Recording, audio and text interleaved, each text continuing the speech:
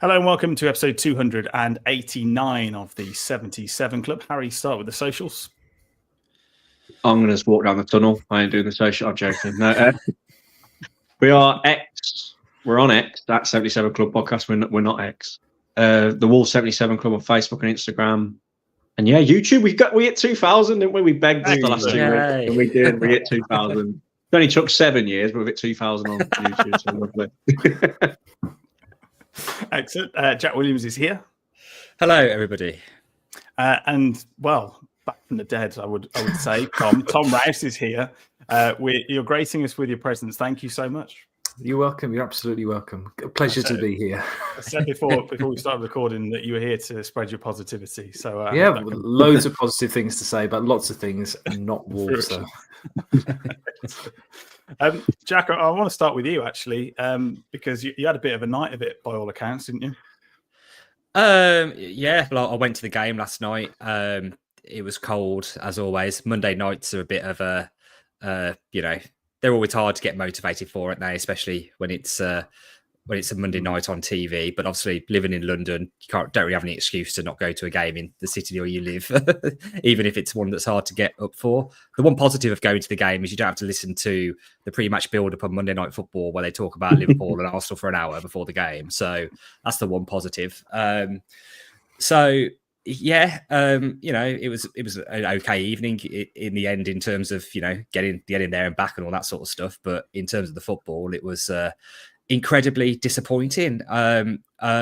I suppose we'll start with the team selection. Really, I was relatively happy with the team selection. To be honest, I think it was probably pretty much about as strong as we could go. The only weird one was the Sarabia starting because obviously coming back from injury, not featured that much lately, and to start him over Guedes, I thought was probably a little bit of a weird one. But you kind of just put your faith in it to start with, but.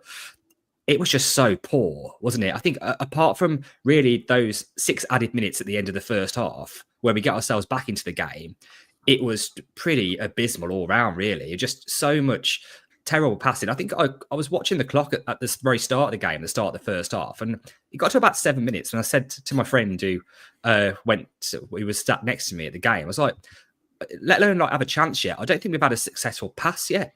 Because every time we got the ball back, we just immediately just messed up the pass or gave it straight back and just were inviting pressure onto us from the start. And the annoying thing about it is I don't think Chelsea were actually firing on all cylinders either, really. They weren't they had the chances to probably blow us away in that first half. And then out of nowhere, we get ourselves back into the game just before half time with a nice little spell. And you're thinking going in at half time, then you're just sort of thinking, okay, something to build upon here, isn't there? There's hopefully we'll come out and we'll play a bit better because at least in the last few games we've been creating chances where we just haven't really done that in this first half here.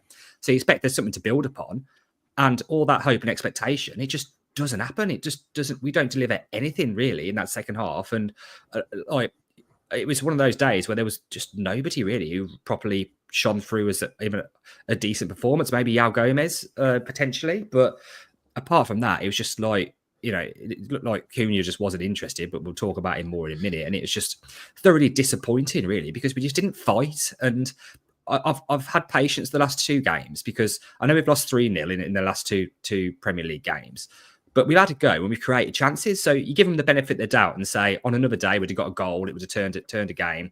Today, we got that goal, but it just didn't do anything for us. And that's the really disappointing thing. Like most teams, when they scored just before half time, happened at Bristol City the other week against us, they come out the second half like all guns blazing then, and we just did the opposite. We just rolled over and got our belly tickled. So I don't know what's going on, but it just seems at the moment, these last couple of weeks, everything that can go wrong is going wrong.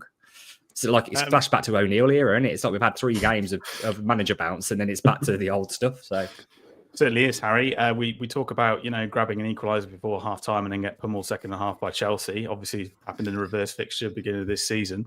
We've now conceded 19 goals from defensive set pieces. That's excluding penalties. 11 of those have come from corners. That's 7 more than any other Premier League side and contributes us to having the worst defence in the Premier League. 2 of those goals obviously came in this game. A lapse of concentration from Cunha, failing to get out with the rest of the defence. The second... Jose Sarr in no man's land with Trevor Chalobah climbing above everybody else.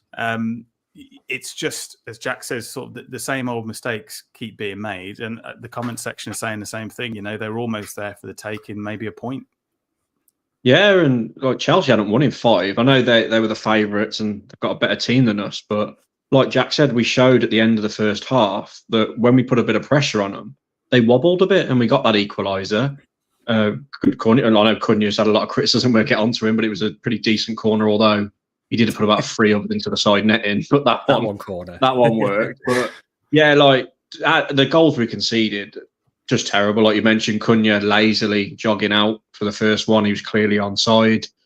The defending for the other 2 goals for Chelsea, so bad. Like it's a bit like the Newcastle game where we just left players stood in the middle on their own, no awareness, no commitment to get back, especially Ait-Nouri for one of the goals. Doc, he's done well covering at right centre back, but the last few performances in the Premier League at right centre back, he's starting to show why that's not his natural position for me. I know he did well to get his goal, but looks a bit shaky now at the back for me. And there's no secret we're crap at the back. 51 goals conceded now, isn't it? The most in the league, and we deserve it. That set piece stat is absolutely insane when you look at it. Like 7 more than anyone else. We just make it so easy for teams like Forest, Newcastle, and Chelsea. They haven't had to get out of like 2nd or 3rd gear to beat us. That's the thing. We're trying really hard to score these goals, created a lot of chances. Not so much in the Chelsea one, maybe towards the end of the second half we got a few more, but in the Forest and Newcastle game we created a lot of chances, couldn't score them. But it's like there's no fight there, was there? I was speaking to my dad about it earlier, and like we're a much better team than Ipswich on paper, but we're up against to survive, and they've got way more fight than us. I know they lost 6-0 to City, but they've just got that fight there. And apart from João Gomez, thought Agbadu was okay. Rodrigo Gomez when he came on, they were the only ones really for me who showed a lot of fight and showed a lot of care of wanting to actually win the game and get us out of the shit. The rest of them, well, the majority of them are thinking about where they're going to be moving, whether it's this window or in the summer. So very, very poor night. And then obviously we're going to get onto the absolute mad drama that came after it. This season, there's just no normal times as a Wolves fan. Every other week, something's kicking off. It's like a soap opera every week at the moment. And Tom, you sort of don't do the social media thing, so you've been probably a little bit more shielded about all reaction after the game. But the stat that I picked up, Wolves have lost their first 3 league games to start a calendar year for the first time since 1982. Do you know what happened that season? I assume they got relegated, did they? It is correct, yes. And didn't they end up getting to Division 4 in that run of relegation? So fingers crossed. It was what you call, I think, a slippery slope into the wilderness. What were your thoughts on the game and the tactics? I mean, as Jack said, it's probably pretty much the strongest 11 that you could pick. We have a problem with wingers at the moment, it seems. Sarabia, for me, did absolutely nothing. It's just turning into a bit of a disaster class. Yeah, there's a lot of things that rhyme with sort of 2012 relegation for me at the moment, with the bitterness and the nastiness in the squad, and then the squabbling arguments on the pitch and now on social media as well. Wingers wise, I was disappointed not to see Rodrigo Gomez play. Again, not going to the games as much as I used to. He really impressed me against Forest, I think it was, where he was, or one of the games around Christmas time anyway. I was really impressed with him and I wanted to see more of him. Didn't particularly do very much yesterday when he came on. But the problem for me, looking at the team, is that they're too inexperienced. There's no leaders in the team. Who are the adults in the team? You've got Jose Sa, who's in his 30s. Cunha's not, is he 30 or around late 20s? Mid-20s. Semedo, maybe? Semedo, yeah, but again, he's not a great leader, is he? I think we're really in every position. If you think back to the team of 5 years ago, with every player in every position was a leader. They were solid in their roles. They knew exactly what they were doing. Even the likes of Dendoncker, not a great player, but a leader in a way. And we're really lacking just adults in the team just to grab the game by the scruff of a neck. Obviously, again, to refer to that team, Moutinho would just get us up the pitch 10 yards every single game. We haven't got anybody who's got the sort of capabilities or the brains or the experience to be able to do that in this team at the moment. And I don't think they're going to be able to get somebody in the next 10 days to be able to add that to the team who with that experience is going to come to this mess of a club at the moment. I think I don't want to be so negative early on in the podcast, but genuinely, I think relegation might be a good thing in the long term for the club to get rid of a lot of these, prima donnas and come back again in a couple of years with a bit of a, if we can keep hold of some of these younger players who are ones for the future, maybe then with a bit of hardening up in the Championship, we can come back a little bit better. But I'm not wishing relegation on us, but I think it may be good in the long term, maybe. What do you think of that, Jack? Because I think all of the stats so far point to the fact that relegation does absolutely nobody a favour. We can see it by the way that established Premier League teams like your Leicesters get relegated, come back up, really nowhere near to the level of being able to compete or push on. Is it not better to sort of spend the cash now rather than looking relegation in the face? Because getting promoted isn't guaranteed. I mean, look at Leeds. No, I totally agree. And I think Fosun, last time it was a danger when they brought in Lopetegui, they did address that in January. And I just, I think with the thinking, oh yeah, maybe have a rebuild. There's a couple of problems I've got with that. Is I think people forget how shit it is in the Championship with the extra games and the midweek kickoffs all the time and all this sort of stuff.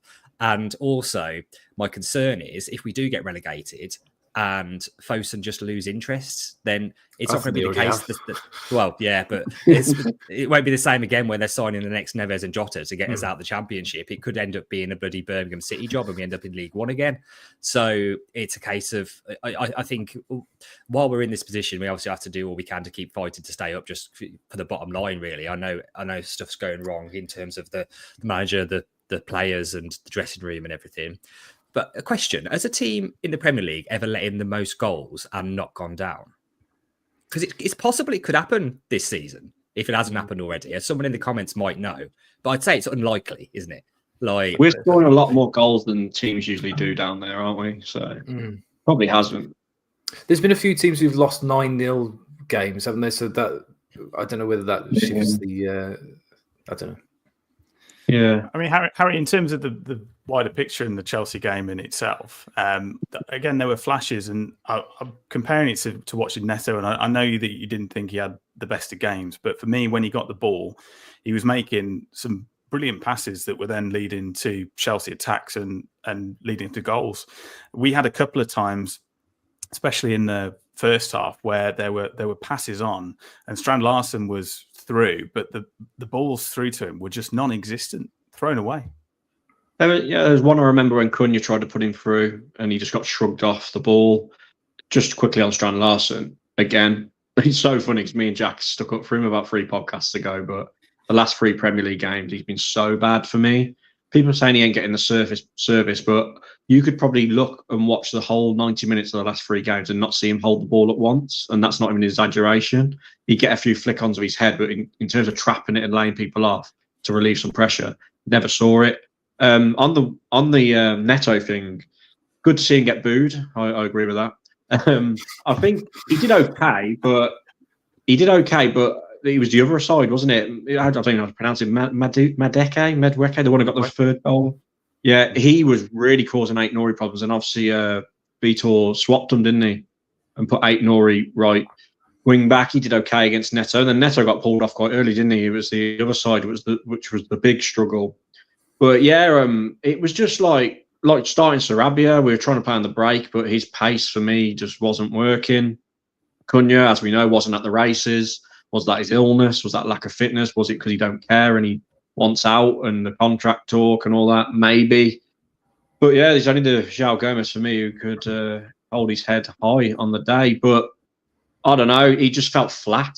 It just felt so flat for me, and it was easy for Chelsea. And yeah, it was just an inevitability of when the goal first went in. You thought, yeah, we knew that was coming. I was actually quite surprised that we got the equaliser. But if we'd have just gone for it second half and put it on them, we might have got something. But as I've said, I'm repeating myself a bit. We just didn't have the character and the bollocks to do it second half.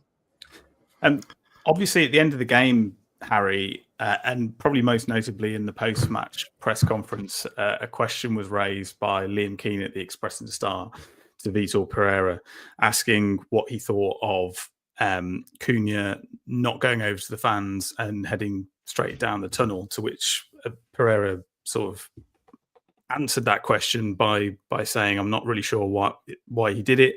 It's not something that he wants to see, and he can understand it now, but he wouldn't be able to understand it again. Can you just give us a breakdown of what's happened? Because in the 24 hours after the final whistle, it's sort of a storm's been brewing on social media, and lots of other big outlets picking up the story as well. Yeah, well, I didn't see it till this morning, but I think obviously Liam Keane, to be honest, Liam Keane and Nathan Judah were critical of Cunha and his body language, like most fans were. You know, it did look like he wasn't that interested on the night. Is that illness? Obviously, people are sticking up for him. And then, yeah, Liam Keane quotes one of his earlier tweets of him criticising his body language and his lack of effort, and just says he went straight down the tunnel. Now, I did see that, and I thought, well, that don't surprise me. But then, obviously, an ex account called Matheus Cunha replies saying, "You're a liar." I clapped, I shook hands with the officials and the opposing team, then went down the tunnel. Everyone obviously goes into a pansy fit thinking, is that Cunha? Like, this is crazy. It was. The official Wolves account follow it. He's been tagged in a lot of their photos. You just don't use the account that much. He's obviously fuming because he's probably seen that tweet. He's probably seen Liam Keane ask the question to Vítor Pereira in the press conference, which triggered Vítor into this bit of a big chat about his body language and saying he'd had a word with him in the changing room. He gets it this one time, but he never wants to see it again. So Cunha's obviously probably thinking, well, that's just false. But in Liam Keane's defence, he probably didn't see him clap because it was very quick. There's been video footage posted online and fans saying they saw him clap quickly on the halfway line. He didn't go right over to the fans. So Liam Keane's probably looked over, not seen the little clap, just seen him go down the tunnel and put two and two together.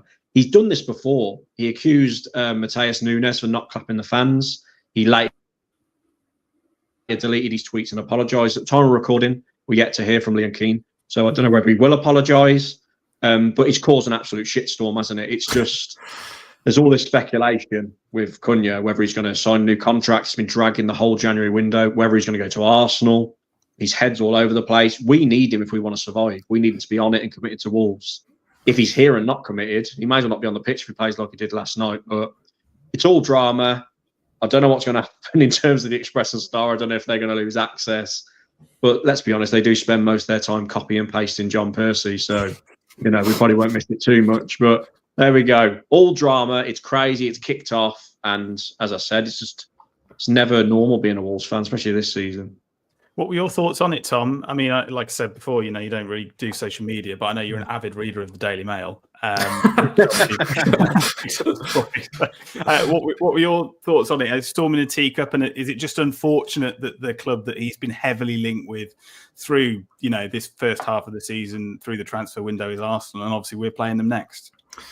Well, the storm in a teacup. It doesn't really surprise me, or it doesn't bother me about how it's unfolded. Cunha's attitude generally yesterday was really poor. Harry's video yesterday, I watched it last night, spot on. He just didn't seem to care. Whether that's because he's been ill and he hasn't been training, you know, but he shouldn't be playing then, or he should have been hooked off. He wasn't adding anything to the team at all, anything to the performance. So I don't know. Where Liam Keane and all social media, this is the problem. What Liam Keane saw is probably true. What Cunha did is also probably true. Does it really matter?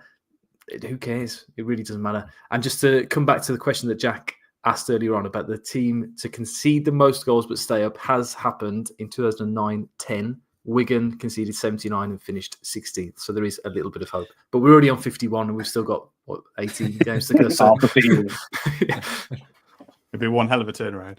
Yeah. Jack, your thoughts on Cunha? It all, like I say, it's storm in a teacup, but everyone seems to have hold of the teacup. I just want to go to Harry first, because you said something in the group last night that adds to the way Cunha was playing, which I think you should read out the funny thing. What did I say? What was he playing like? Oh, so I've seen it on Twitter. He said someone put Matheus Cunha is playing like a goth in a PE lesson. You know what? It was spot on. That's no offense to any goths out there, particularly you, Jack. Yeah, that's how I used to play in PE. Yeah, definitely. In terms of the situation, it's just like unexpected and just disappointing all round, isn't it? Really, because even like 5-10 days ago, we're all thinking, you know, we're going to get a few players in now, new manager, we're playing a bit better. Cunha's going to sign a new contract. It's there, ready to go.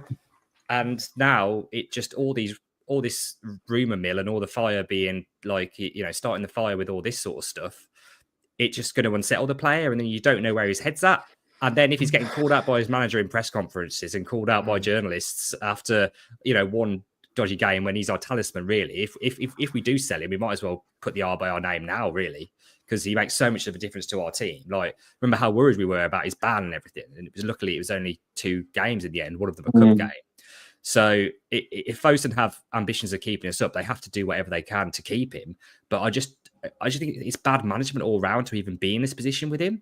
Like, I don't know where it's come from. I fully understand that if at some point he wants to move to Arsenal, but I think if you asked a few weeks ago, even the most pessimistic Wolves fan would say if he goes, he'll go in the summer. He won't be going in January.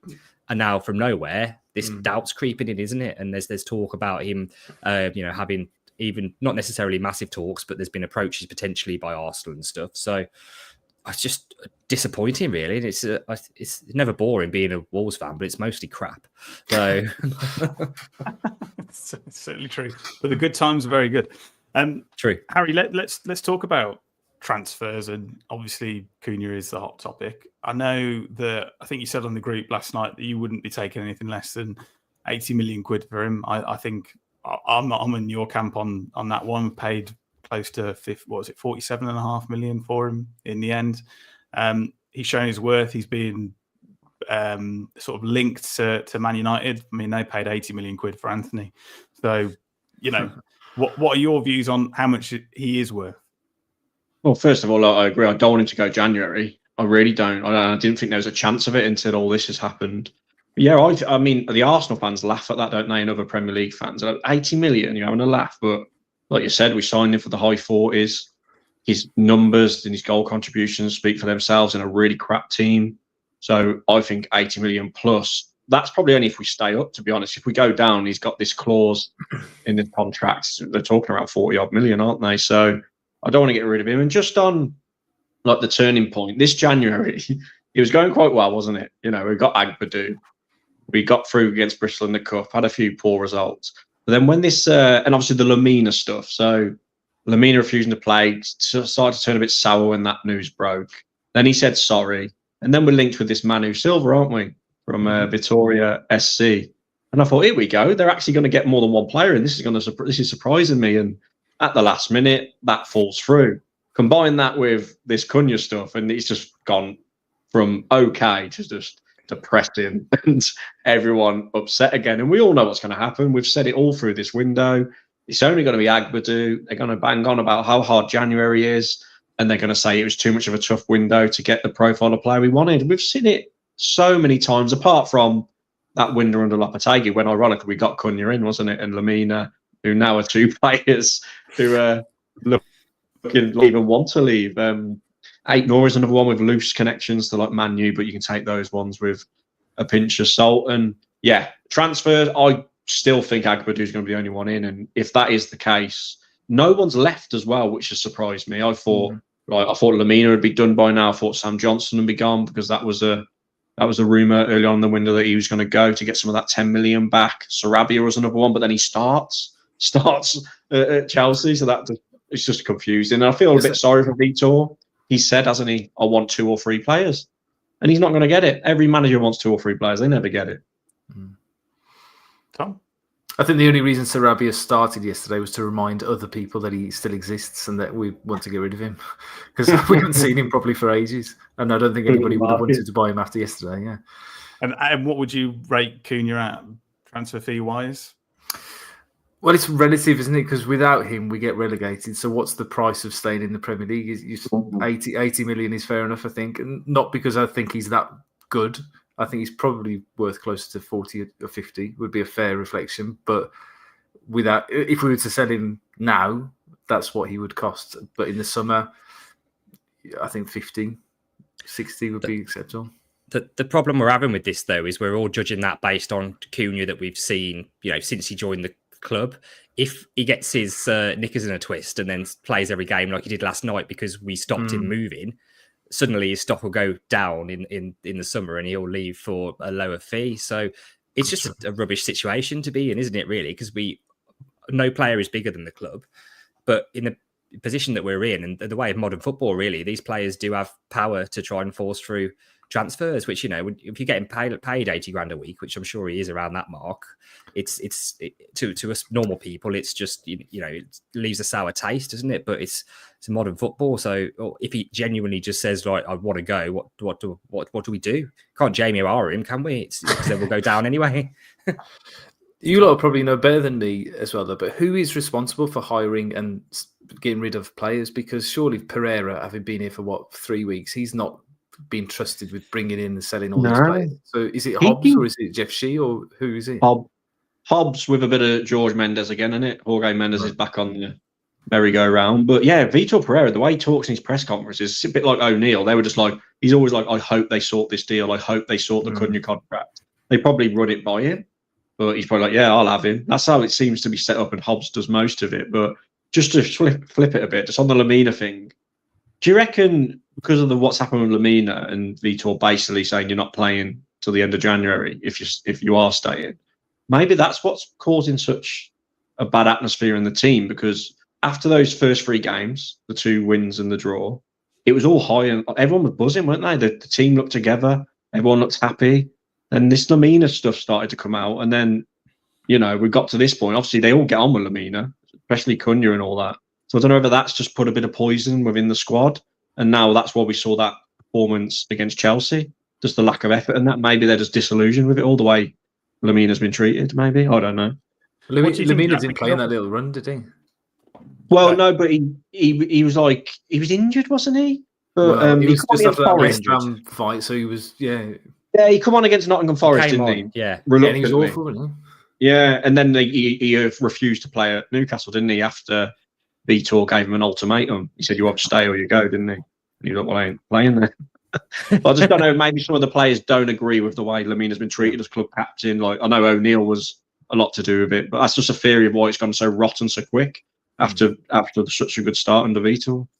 What do you reckon, Jack? I mean, it is a really fine balancing act, sort of managing people in that way, especially when they've gone from being the representative of the club on the pitch in the captain's armband side of things, and obviously being a huge part of the dressing room in that sense, and then obviously making the decision to not play against Newcastle, but going in and apologising and then still being left out. We don't know whether he's training with the group or whether he is with the rest of the squad, but he didn't make the match day squad. No, I think, again, nobody really knows anything about what goes on behind closed doors unless you're actually involved in it. And but the one thing I will say, and I think I mentioned this sort of last week, is I'd imagine that Vítor and Gary O'Neill's managerial approaches to these sorts of situations are very different.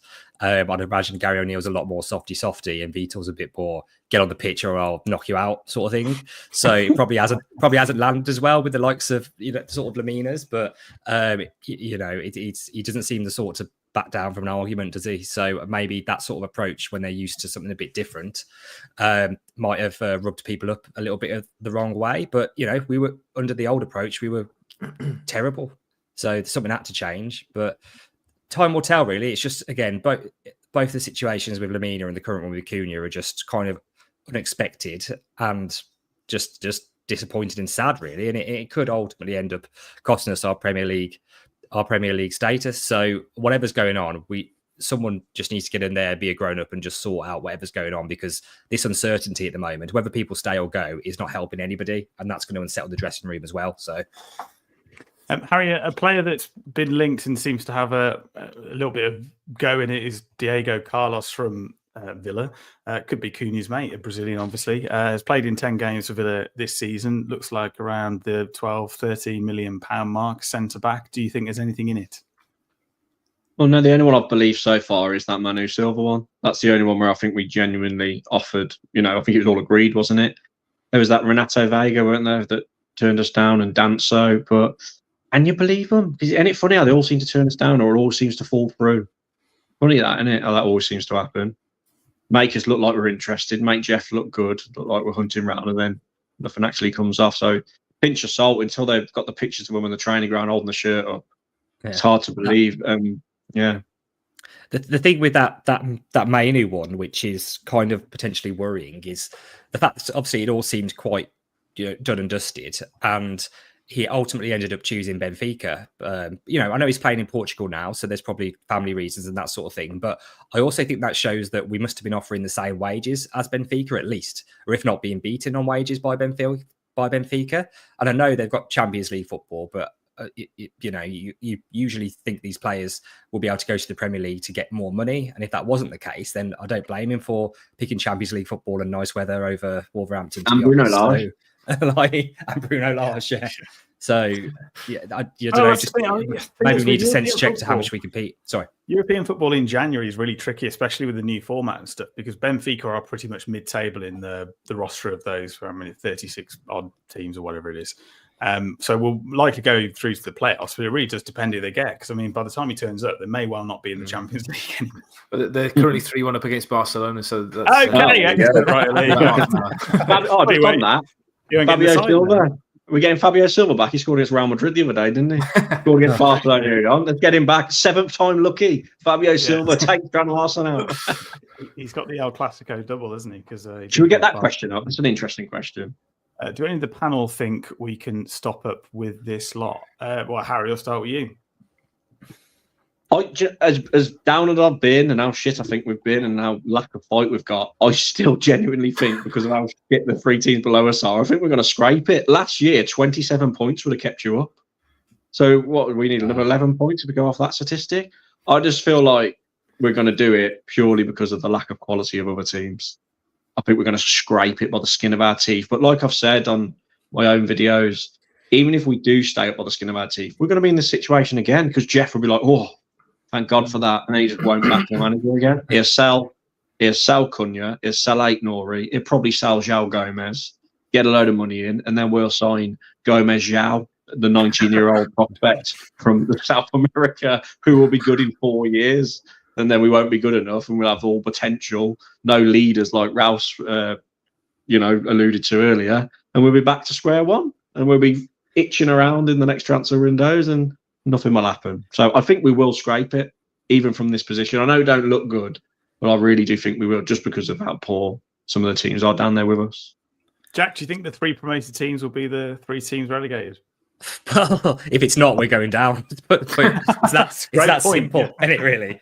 Yeah. I agree with Harry. There is still some hope. And in other years, we'd have been doomed by now, really. But the worry I have with this is the fact that, I think I said this last week, it only takes one of those teams to find a bit of form, and we're buggered.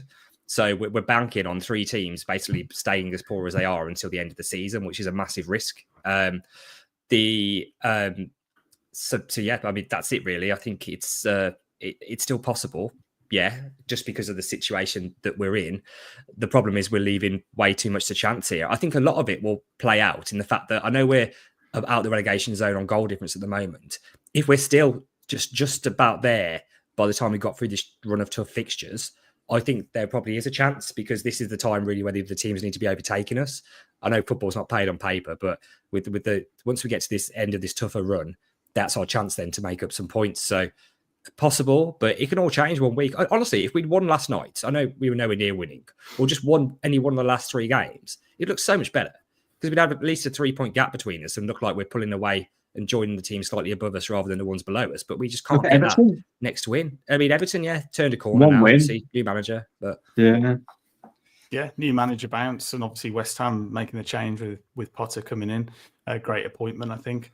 And obviously Moyes going back to Everton, probably a bit of I'd say a backward step for a club of Everton stature. But when you look at the form over the last couple of seasons, you think actually somebody to steady ship, which is what we were talking about him potentially doing for us. Tom, do you think the new manager bounce is over? Or is it just, we have played Forest, we've played Newcastle, we've played Chelsea, 2 of those last 2 being away? I think the new manager bounce ended last night, because I think the Forest and the Newcastle games, there was at least something there to come away from the game thinking that they played quite well. The Forest game, in fact, was the best that I'd seen them play this season, and they were just unlucky with Gibbs White was always going to score, Wood was always going to score, and then they thrown bodies forward at the end for the 3rd one. But the first half of that game, they were brilliant. But to come back to are we going to stay up? I was listening to Talk Sport earlier on, and they said that the combined points from the 3 promoted teams at the moment is something like 36 points compared to 5 years ago when the teams were coming up at this stage of the season. We're on 50 odd points combined as three. And then 10 years ago, it was something like 70 odd points. So the teams progressively are getting worse coming up from the Championship. And obviously, Southampton are a significant anomaly this year because I don't think even was it Sheffield United last year that were the ones that were cut adrift. We are the worst of the established Premier League teams. Yeah, we are the worst of the rest of them. So can we fight harder than Ipswich in the last 4 months of the season to get more points? Because from the game that I know it was under O'Neill in a different situation, but they fought and they looked like they wanted everything in that game back in December. Whether they can maintain that, whether they can keep coming back after getting battered like they did on Sunday, I don't know. But this run of fixtures that we're on is horrendous. And then again, similar to like the start of the season, we were looking forward to November. We were definitely going to pick up points in November and it would all be fine. March is now the month for us that we've got to make sure there's 4 games, aren't there? Then 3 of them are at home. Liverpool game, after the Liverpool game in Feb. So 16th of Feb, I think, is Liverpool away. And then the games after that, the ones, and then, it's a month from there. So it's Bournemouth. You've got to get 9 points out of those. Home, Southampton away. Yeah. If we don't get 9 points out of those 12, I think you can forget it, really. I think that's when really the nails will be in the coffin. Right, Harry, let's have a look at the first 3 points that we're going to get, obviously against Arsenal. Home game.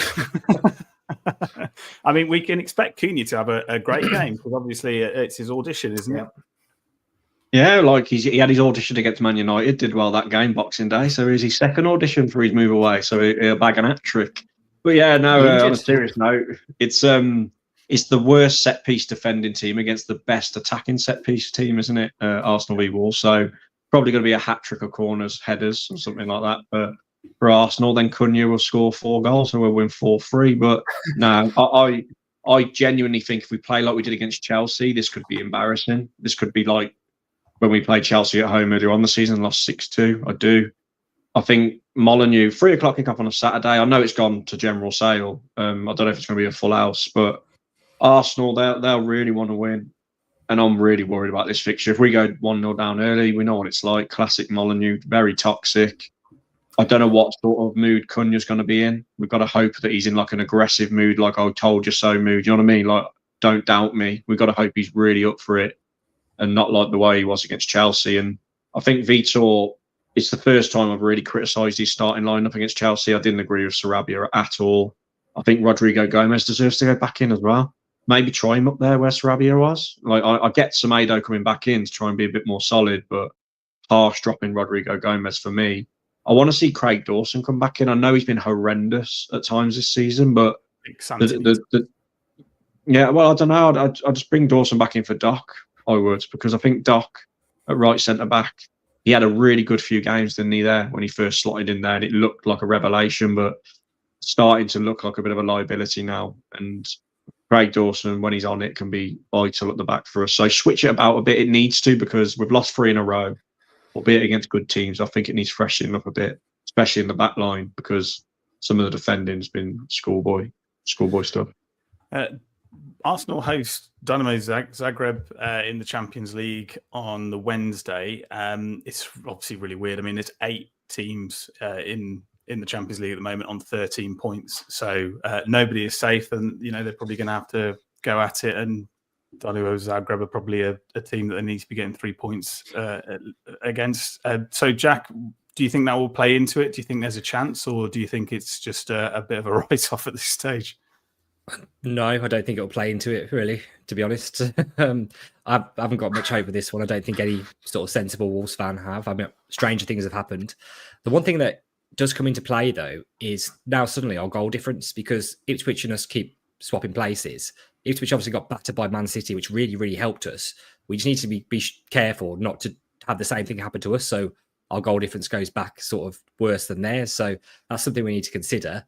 So just, have a go, keep it respectable, I think is the realistic expectation. But I'm a bit concerned about this considering the last performance, but at least we're at home. The home performances, against Forest, I know we lost, but it was better.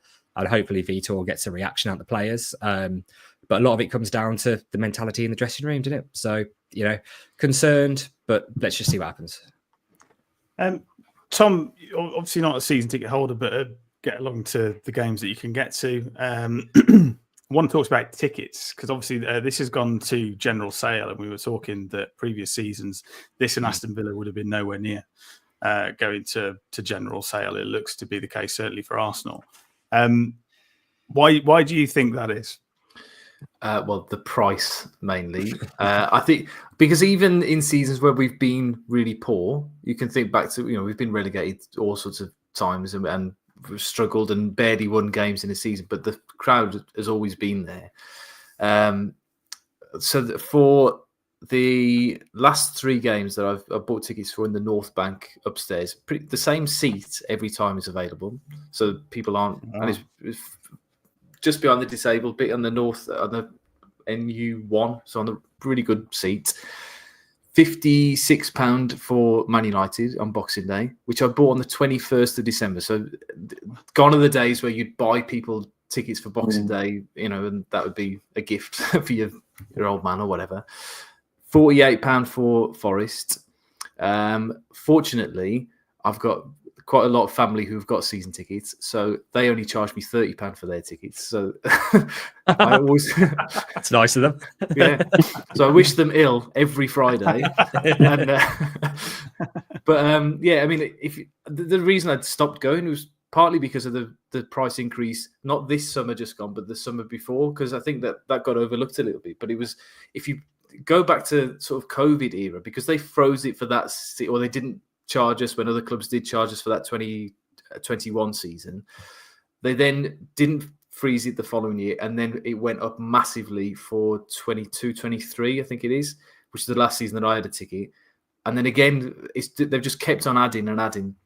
Because I don't know if you've spoken about it on the podcast before, but about this sort of American model that they can't understand why they would have punters paying £600 or £700 for 20 games when they could get, in America, they charge that for one American football fixture. So it's never going to last. We're legacy fans now, and all the prices of tickets are just going to keep on increasing if we remain in the Premier League, because they don't care so long as the seats are filled. They don't care who's in them.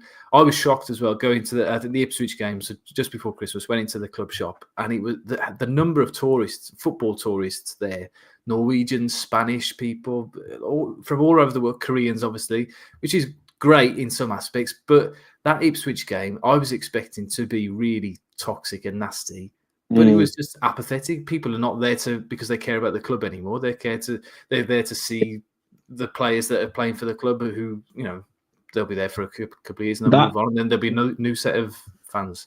That Ipswich game, a clip went viral, didn't it, of an Ipswich fan interviewing a South Korean lad with a Wolves top on, and he was like, "Mate, if you didn't support Wolves, who would you support?" And he was like, "No, I'm a Man United fan. I've just come here, brought the Wolves merch because I'm here to watch Wangi Chan." He was like, "I'm a Man United fan. That's who I support. I'm just here to watch Wolves today." And the bloke was just like, "Oh, that's just that's backs up what you said there, Tom. There's a lot of that going on." You got glimpses of it last night. You just reminded me, because obviously you can't help but watch the home fans who are sort of just next to you when you go to an away game, and the ones sort of down just to the right of the Wolves fans. You can't help but just your attention's drawn to them, really. And I can't imagine they're season ticket holder seats, because not many season ticket holders will want to sit there. It's probably some of the worst seats in the ground, to be honest with you. But definitely sort of made up by sort of kids and definite tourists who, you can't. It's hard to take the stick from them when you just you just tell straight away. You probably go to one game a year. And the one thing that I noticed that really stuck out is when they scored Chelsea, which goal was it? It would have been their second goal, I think it was. Some of them, because I was straight away my eyes were drawn to the fans. Some of them just basically paused celebrating to get their phone out. Yeah, and then started celebrating once they were being filmed, and it's just it's like going to a game with Harry. It's just it's just baffling, really, because they're not that concerned about the moment. They're concerned about putting something on Instagram or whatever to get some likes, so people know they're not at home on a Monday night. That's society in general, isn't it? If you go to a music gig, it's like that as well. But yeah, I get what you mean. I don't want to bring politics into it, but Trump's inauguration yesterday, obviously being inside with a much smaller crowd, the applauses were tiny because everybody had their phones in there. No one's clapping. Yeah. But that's the thing that matters.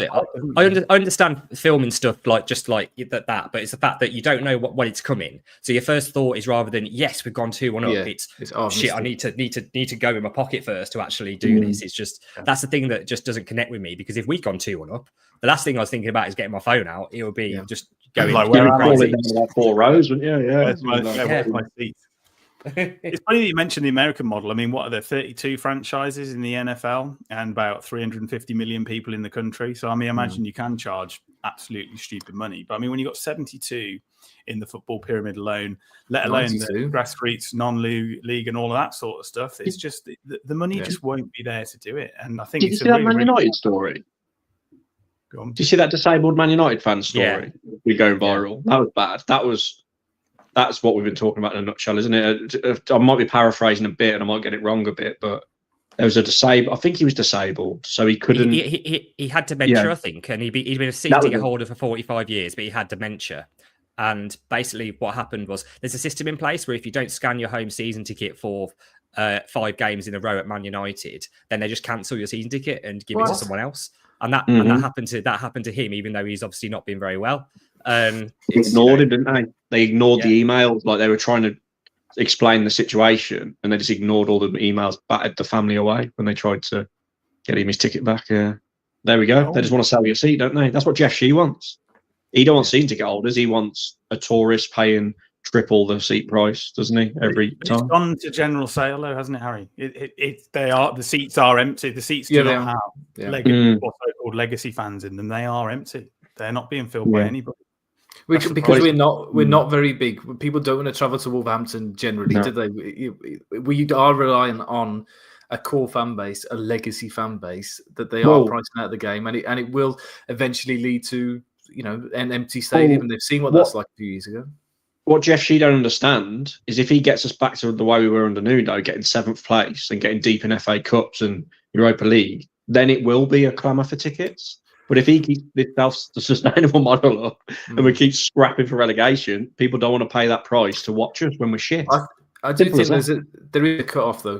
Despite even if we are going for titles and stuff, I think that there are, because of the community that Wolverhampton is in, there won't be people who are willing to pay 80, 90, £100 for a game because they just have got to put food on the table and other, more important things than that. Yeah, when Wolves do well, I don't get any richer. It doesn't move with everything else. The success doesn't move in tandem, certainly. But let's do a score prediction for Arsenal, Harry. I think I said on my video last night, if we play like we did against Chelsea, it'll be 6-0 Arsenal. So right. I'll go 4-0. I'll be kind. I'll go 4-0 Arsenal. Okay, Jack. I just hold on to the fact that it's never usually as bad as you think it's going to be. So I'm going to go 2-0 Arsenal. It can't get any worse. It can. Tom Rouse. I've no idea. I'm hopeless at predictions, and I don't feel good, which usually means that we'll win. So I'll go 1-0 Wolves. Bloody hell. Positivity. I told you he would sprinkle us with his optimism, and he's done just that. I think there's a draw on the cards. I'm going to go for 2-2. But otherwise, I think that's about it. There's nothing else to add. Is there, Harry, on that? Is that it? Has Liam King tweeted? Any breaking news? Has he said sorry yet? I don't think so. He has dropped a video, so I have to drop. I'd love it if Cunha just applauded for the whole 90 minutes against Arsenal, just every time. Laugh of honour. Laugh of honour. Looking up at Liam King every so often. Yeah, you go Costa style.